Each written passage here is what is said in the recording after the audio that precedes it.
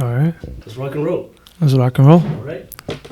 Welcome to another episode of Innovation Somalia. I am your host, Abdullah Ali. I'm coming to you from Columbus, Ohio. I'm really excited. Today's guest is somebody that most of you guys know in Columbus, Ohio. Ayub Awnuh goes by the name of Big Bro Ayub. Man, Ayub Noah. I love Ayub it. Awnuh. Ayub Awnuh. Yeah, Ayub Ayub Awnuh. Ayub Awnuh. Yes. Ayub Awnuh. Nah, I appreciate There it. you go. Correction right there. No, Ayub not Awnuh. at all, not at all. Big Bro Ayub. Man, thank you so much for taking the time. I appreciate you coming through. I appreciate it. I'm always on the opposite side. So right now, I'm Yeah, you always have the person podcast. interviewing. Yeah, right. yeah. So this is very, very new for me. For me to sit down right now and be interviewed. How does it feel? Just don't make sure I don't take the reins out of it. How does it feel? It's new. It's a new feeling, honestly. But I for one, thank you for having me. Uh-huh. I've been a fan of you since like 2021, easily. I think that's when I started. That's when you started, right? Yeah. So honestly speaking, the reason why I'm a fan is because we don't see a lot of artistic outlets for Columbus people or for Columbus Somalis. I lived in Minnesota for about 3 years, right? Oh, you did? And so living in Minnesota, I see a lot of people just doing different things in the arts and all that, just the game. Yeah. So it's like when I was just there and I left, and me and Haji, you had Haji. Yeah. I'm Haji. What's up?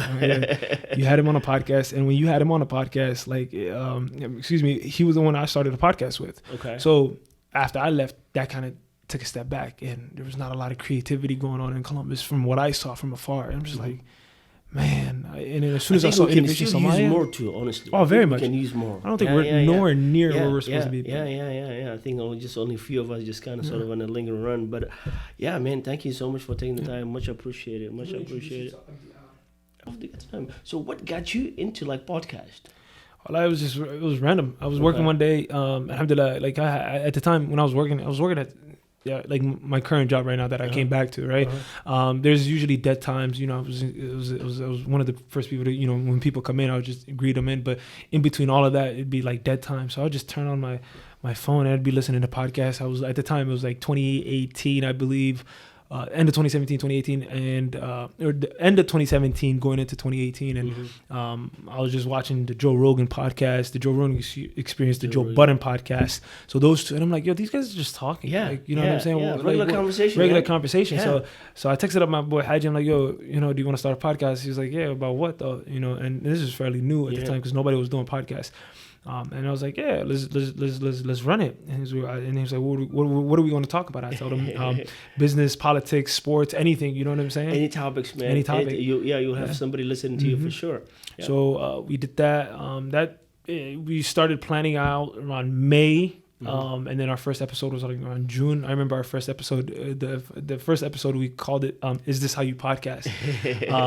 Because we didn't know what we were doing. We just bought the microphones. We spent pretty good money. We bought headphones, we bought microphones, we bought the Scarlet Gray, the red one, the audio recording machine. And we were using one of his laptop or my laptop, whatever. We were using GarageBand. And I remember that first episode, we were just talking nonsense. Or at least I was talking nonsense. We just jumped from one topic to the other. One of the review comments that we got is a friend of mine right now today, Subir Absi. I remember his comments still there. He said, yo, this guy, Haji is talking pretty good stuff, but this guy named Ayub, he's jumping all over the place. And I'm like, damn, okay. I guess that's some constructive feedback. A very constructive feedback, Yeah, and then from there, I took it upon myself to actually focus on, to specifically have good conversation or focus on the transitions of anything. Like if we're talking specifically on a topic, make sure we're done with that. But how does that tie into the next topic? And how does that tie into the next topic? So it was pretty fun. It was really amazing because it gave us an opportunity for us to network and have guests all over. Man, it does. So, yeah. It does. Getting to know like all sorts of different life. And one of the things was when I first started a podcast. I remember this was the middle of pandemic, right? A friend of mine was helping me try and set this up. I don't know nothing about it, right? We're just taking a shot at the dark. Dude, I wanted to record something just to see how it would look like. I can hear my heartbeat. That's how bad it was. I still have this nervous as hell. Nobody's in the room, just by myself, right? Just thinking about how the other people can receive you. It's just the mistakes you make down the road. One day I was just having a conversation with somebody like you, and I didn't have my audio was recorded. I didn't know how to tell him. You know what I mean? Happened to us too. But it was a great experience, man. Great experience.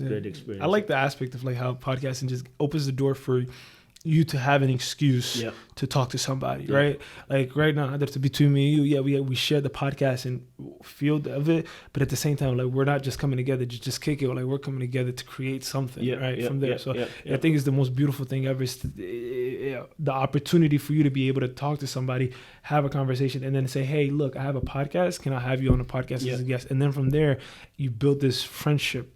Because there's people I haven't seen for years, right? Because they came into Columbus a few times here and there. People I've met in Minnesota, but because we've created an episode or because we've had a conversation, and that conversation it's on YouTube or the podcast, like it'll always be there. It'll be always that one thing that we can go back to. It's definitely a great way to make a network. Oh, absolutely. The people you come across, you will know them from for a long time.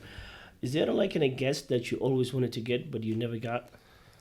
That's a really good question. Is there a guest that? Yes, 100%. Can you speak on? Well, very much. I will speak on them. I will speak on them. Good friends of mine. Okay. Yahya and Adil. Okay. These what does he do? They have a clothing line. Okay. Their clothing line is called Pay Some Attention. So in other words, PSA. Pay some attention, and then the S is the dollar sign. Okay. Oh, nice. I've been trying to get them. Where are they located? They're located in Columbus. For real? From Columbus, yeah. They do Come really on, good. guys. What are you guys doing? Yeah, no. Unfortunately, yes, I'm gonna stick by that. Unfortunately, they both moved to Minnesota. Oh, yeah. So, but alhamdulillah though, they I claim them 100%. They're from Columbus, right? That's a Columbus brand, right? Even if they say it's not. But no, honestly speaking, they're the ones that I remember. I was supporting them from the very beginning, and I loved every single one of the pieces that they created. And I bought whatever I could, but then they also it never happened. It never got to that point. I think once we did try to get to that point where in the podcast where we were trying to do the visual on YouTube and whatnot, and it just never panned out. We did 4 episodes, like our 4 episodes on YouTube right now. Yeah. But you know how hard it was for us to go ahead and just edit and the audio. It's time consuming, man. Time consuming. So it's like, how can we? Audio is just easy. Like come in, hit record, and then boom, you're gonna be done with it. Video is different. Yeah. Man, I loved every bit of it, and I'm really liking it. And I think I'm getting to the point where this is no longer a hobby. Has to be like some sort of a foundation for a lot of things, to come. So, I think you have the power to. And I think that's what we need to grow. I can't wait to see Innovation Somalia. Man, we can't wait to see. We need conferences from you right now because that name, that brand, Innovation Somalia, like that gives. I mean, it's that name has like quite a few things like embedded to it as well. Like when I first came out, I was like, okay, well, what I really want to talk to, what can I find something exciting from anybody I talk to? Mm-hmm. So one thing that comes like, okay, somebody got to have a motivation in life, like whatever it is, there got to be something that's motivating that one person. Mm-hmm. 2, there's something that got to be innovating that person. What innovates him? Mm-hmm. And the other one's like inspiration. Yeah. Like what inspired that person. Yeah.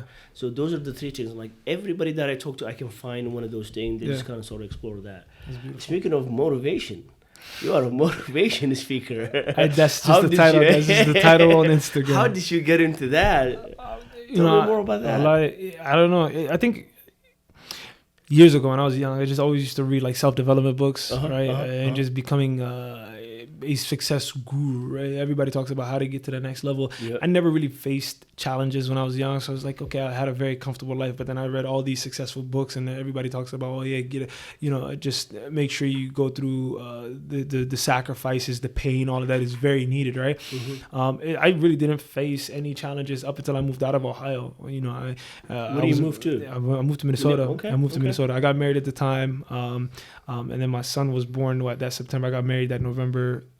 So just the aspect of me living outside of Ohio, it really spread my wings, and it really very much challenged me on every single level of life, right? You just go through that. So that's what I very, very much experienced like hardship in my life. That's the first time ever, right? I was what, 26, 27, and then at that point I started to remember all the things that I used to read. What kind of hardship? Like life hardship? Like in a sense of like a new married type of hardship, or just marriage, new location, divorce, job probably, the whole nine. You know what I'm saying? I kind of lived a full lifetime within 3 years when I was out there. So being broke, not having a job, like it's just all over, like the challenges of normal everyday life that normal people would go through. I went through that, so I just started to remember all of that stuff, and then alhamdulillah, just like when you go through certain challenges like that, you start to go back to exactly what you knew as a young person. So one of the first few things that I started going back to was, alhamdulillah, my parents raised me in a masjid. So anywhere I went to, I always went back to, I would always try to find a masjid, right? So once I would find a masjid, boom, my first few steps was like, okay, but I need to get back into the deen, you know what I'm saying? So salah to go to Fajr more often, and then from there, once I got my spirit right a little bit, then I started adding to the gym. Once I started adding the gym, and I started challenging myself and pushing my limits, right? The limits I've never pushed before, right? I'm starting to push them, right? And I'm like, oh, this is more and more things are capable. I'm more capable of doing things, right? And that's why when, like, inshallah, when I do publish a book, like the first few things that I'm going to talk about and the things that help me. Just the fact that you have that vision, that's a smart thing too. I can't wait. I can't wait. You write your own book as you sit here. Yeah. I like that. Big Bro's Book of Wisdom. Big Bro's Book of Wisdom. Nice. But that's one of the first few things that I'm going to talk about. Like my first two is like the things that get your spirit right and get your body right. Everything else is going to follow through. Yeah. And then from there, I started to open up a TikTok and just started talking about like different things. And soon it's interesting to see, and it's interesting to say that, hey, I read some of these books and I got their ideas, but then it's another thing to actually act on these ideas that you think they're yours, and then later on you just see other people publish, and I'm like, yo, that's the same thing I was talking about, right? There's one little thing that I talk about is like, yo, how you gotta have daily wins, right? Before you even do anything, you have to have daily wins, and this is something that just came to me because it's the experiences that I had, right? Yeah. So for me, it's like, okay, how do I have a big win? You need to have smaller wins, right? So if I have big projects or things to do the next day, my winning has to start the night before. So I need to go to sleep early. I need to make sure I brush my teeth, put my do-rag on. Those are all little things that I started, right? My do-rag is like, I keep my hair, it's an extra step, but like, and it's a step to keep me balanced and in routine. Wake up, go to Fajr. Right after Fajr, go to the gym. Right after I go to the gym, then I start my day, make my bed, right? You know what I'm saying? These are all little wins. And then it ends up being a big win later on in life, right? Or it ends up being a big win later on that day. I conquered that day. Okay, now let's do that 2, 3, 4, 5 days, right? I only soon find out that there's a whole book on that. They call it the winning effect. And I'm like, I was practicing that. I was just doing that, you know? A lot of the things it is that, and we have the same sound bites, like if you think about everybody just going through life, because everybody faces, majority of us faces, difficulties such as divorce, moving to a new city, having a new job, or, kind of navigating like a new area in which you don't know much of in terms of, we don't have much support of it, right? Yeah. Then being broke on top of that. So everybody has ways of going through that. So you just got to kind of sort of, take what you can sort of tailor ideas. Say like one book from the other book and your experience, you put that and that becomes like, or shapes like, for your thoughts in a way that you can just write that. Yeah. So, man, do you keep a journal? Yeah. Although I haven't written in that journal for a year, I think one of the bad practices that I've had is that I've only used that journal. I'm not gonna say only. Majority of the time I used that journal was times of hardship. So I would write down my emotions on exactly what I'm going through at that time. So I have those journals, but I don't like looking at them because it just brings back the times where I wrote those emotional patches, and I'm just mad and I'm angry, I'm sad, right? Very rarely do I want to practice like making sure that I'm writing those journal notes where those journal inputs where I'm having a great time and I'm having a good time, and those, I can go back into it and say, you know what, this is a great moment for me. I probably need to buy a new journal for that so that I could just, but alhamdulillah. Okay. It's interesting because do you feel any difference when you write? Let's just say you went through some situations, Oh, yeah. and like when you write down, do you feel like a little bit relieved? Yeah. Okay. I think one of the things I've never done as an adult or just as a young guy, yes. Like you would cry, right? One of the things that I've found out is that the crying has been a release of like this, like you feel better after you cry, right? Let's say I haven't cried in like a year or 2 years, right? Like, and this is legitimately true. Like I don't necessarily cry out like that. Unfortunately, a friend of mine passed away, a few months ago, and after, during the burial, and even after that, I cried. But then after that, crying, you feel better a little bit, right? You had a good friend that passed away, but then again, it's like, it's weird to say that I felt better afterwards, but like it's just how I felt, right? You know what I'm saying? Did I have a whole lot boiling up to that point? Yeah, maybe. But was your friend from Columbus? Yeah. Like, how did he die? Can you talk about it or no? Okay, fair enough. We'll just leave that. And so, like, do you in the motivational speaking aspect of it, like, do you speak in front of people, like, or you just do a TikTok? Like, how do you get the message out besides the social media? So social media is one, right? Okay. You called that. Now I started the podcast all over again. Me and Haji, we did the podcast before. All the episodes that we had like 50 episodes. Oh wow! Yeah. On average, we used to average about 1,500 per listen, like easily. Oh. I know we were in our heyday. What happened to Haji? Like, why did he I fall moved back? out. I moved out, and then we kind of just stopped and we kind of took a step back. But alhamdulillah, now that I revamped it, now the podcast has been going strong for about a year. I got about another 20. I got about 22 episodes. Okay. The first 10 or 15, I think, it was just me talking about the normal things like, it's me versus me. Make sure you surround yourself with good friends. Like it was just me motivational talks. And then from there, I got into the aspect of hosting, and just hosting opened a whole new door for me in the aspect of like being able to be a motivational speaker, because it's something when you're hosting different events and whatnot, you can connect different ideas, right, in that same moment to promote whatever it is that event that you're promoting, right? Absolutely. So I know you're going to touch up on it, but SDC, right? So my diaspora conference was one of those moments where I was hosting. It was my first ever big event. And as I hosted that, I was able to go ahead and throw in little sound bites in between after every guest or something like that. Something promotional, something motivational, right? So tell me a little bit more about that. Now we jumped into that. So how do you land it in that gig? Let's talk about that first. I think it was because of my TikToks. It's like, it's interesting to see how one thing leads to another, right? It started with me just making TikToks. Oh, unbelievable, man. Right? And I had one of the young ladies, two actually hit me up. One hit me up on Instagram, one hit me up on TikTok, and they sent me a long message like, "Hey, we'd love to have you as a host." I've never hosted anything before. I think they just saw that the fact that I was comfortable enough to be on in front of people on the stage, and when I agreed 100%. Who's gonna say no to that?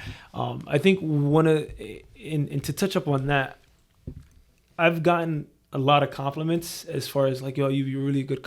You're a really good host. Yeah. And it was good though. I mean, from what I've seen, I mean, you seem natural, man. Yeah, you really did. I'm very grateful for it. But I look back at it, I'm like, okay, what led to that success? And I want to say humbly, like, what led to me being that comfortable? Yeah. I think it was my experiences, right? Me podcasting, just some of those podcasts were just me talking, right? So when it comes to stage and being on stage, like, people are gonna look at you dead in the face and like nothing, no emotions, and you just have to continue going. And I kind of felt like I built some sort of resilience to that. And I just, every time I talk, nobody says anything, I'll just continue talking.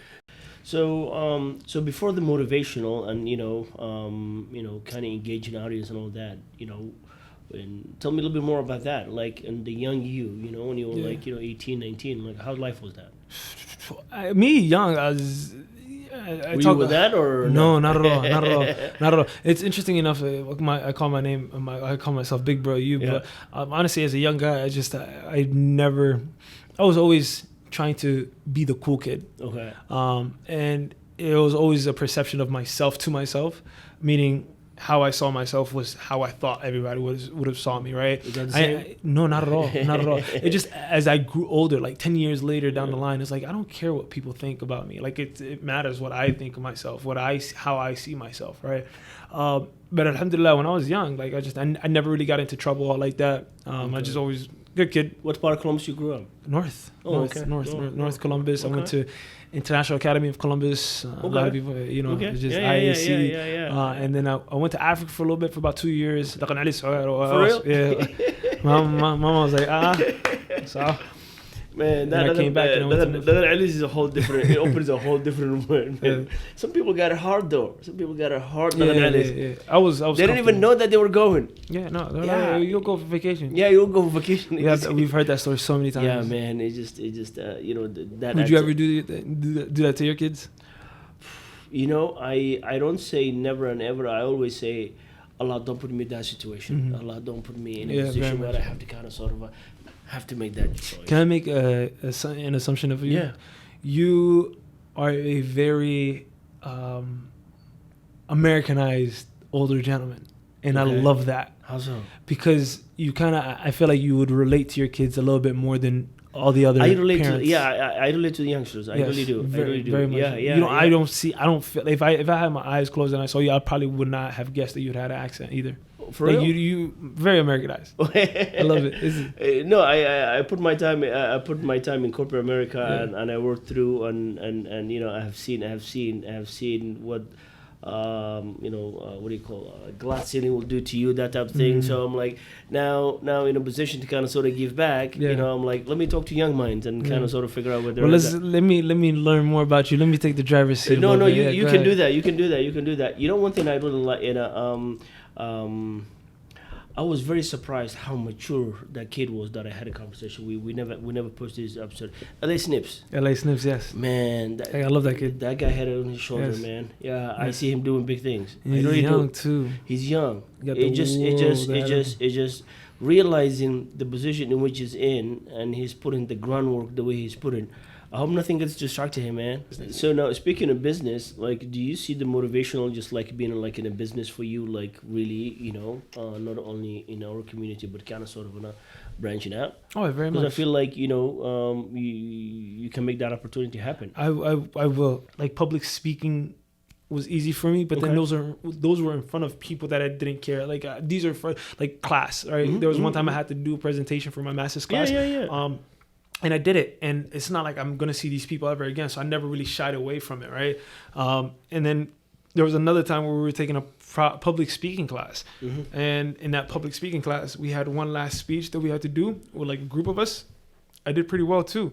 So it's like I look back at those experiences, like did I really have like the skill of being able to speak in front of people without being fearful? And then when did that really develop? Like this is very new to me. Yeah. Like this past September was the first time I hosted anything, and since then I hosted like 7-8 events. After that, can you speak on that? Like, where were they? I did. Funny enough, I did a Somali one. Of Somali, right? I had to do it in Somali, so that was really challenging. Where was that? That was here. Okay. That was here in Columbus. Where was it? That was at the hotel. It was a Khatam event. Okay. And I gave him a disclaimer. I was like, yo, if I mess up, like, just know I ain't gonna like, but alhamdulillah, that experience it helped me. It pushed me forward. I held another one for a friend of mine, Mariam Duale. She has her organization, Jihad. I don't know, you know her. I did the SSA one. I did an SSA one where they had like 700, 800 kids come out. Yeah. That was pretty cool. They do annual thing, right? They were doing an annual thing. So I talked to a couple of guys over me, in my podcast. Yeah. I think I saw it. So I did that, which was pretty cool. Okay. And then from there, I hosted another one in Minnesota, which whatever you believe is true, right? Basically saying, if you say that you can, then you can. If you say you can't, then you can't. So if there is ever an opportunity for me to be able to come out of nowhere, for me, the biggest challenge is self-doubt. So just overcoming that self-doubt, right? How do you overcome? I pretend that it's nothing. Like I pretend like it's easy. I pretend like it's not hard. Do you ever have a talk with yourself?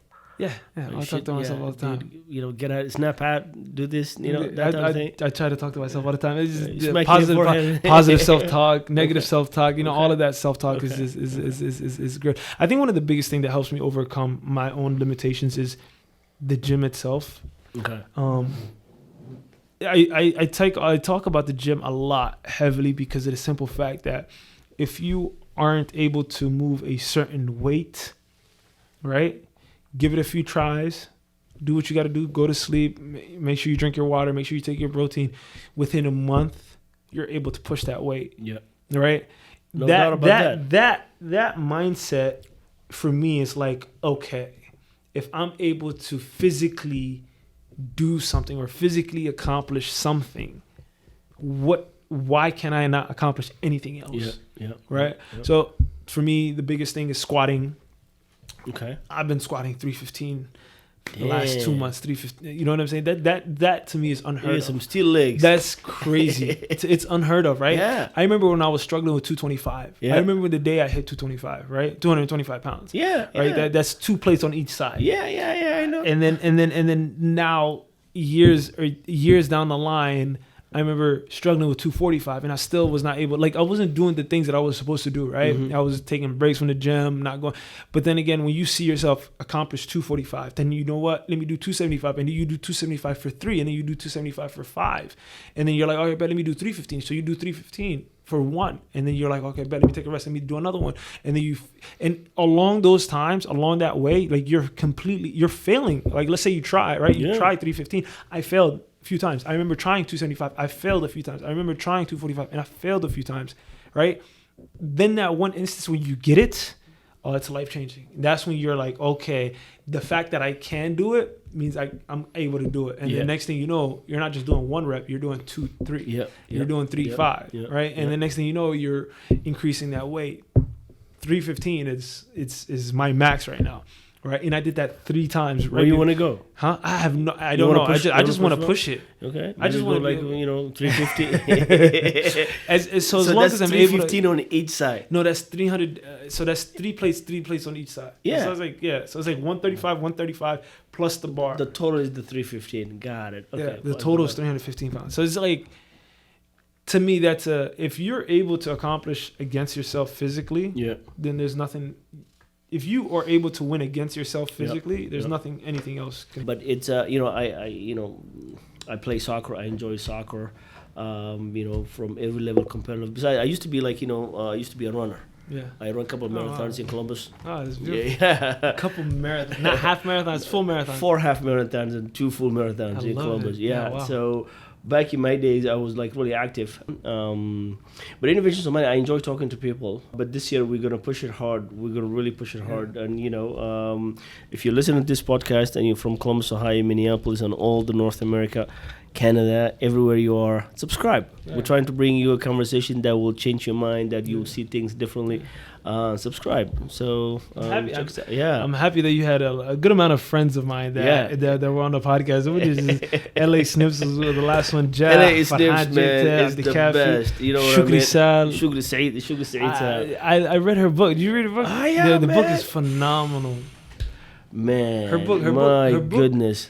Her book, she talks about the last nomad, right? And it brings me back to my family.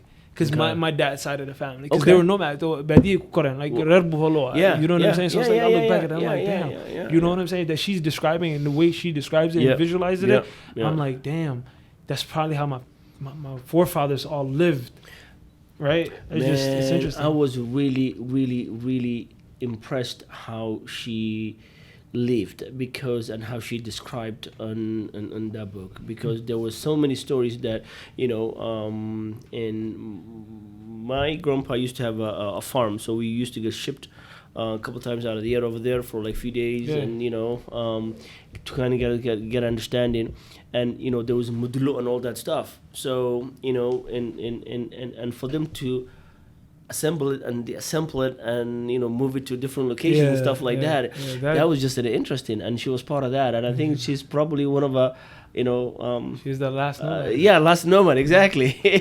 A transaction that is going to expire. We're not going to see that too many. Exactly. Yeah, so that was interesting. And the other thing, and if I want to touch on that you're not as big as you should be, it's funny because the other day I was ordering this Safina over by people are like, hey, you that podcast. I'm like, you're not subscribing, but at least you know about it. But it's reaching to a people. So, and if it does, then I think for me that's the goal. That's the goal. I've been a fan. Since I saw you on TikTok. No, man, I appreciate appreciate, and talking to different people in different mind, and like one last thing, any advice, any extra that was listening, what motivation do you end up with this note? That's a loaded question. I'll make it short and sweet though. Do the hard things. Don't stay away from the easy things. If it's comfortable, stay away from it. If it's hard, go for it. We'll leave it at that. We'll leave it at that. All right. I appreciate your time, man. Appreciate Thank it. you so much. Thank you. Excellent, man. Yes, sir. Excellent. Thank you so much. Thank you. This is beautiful.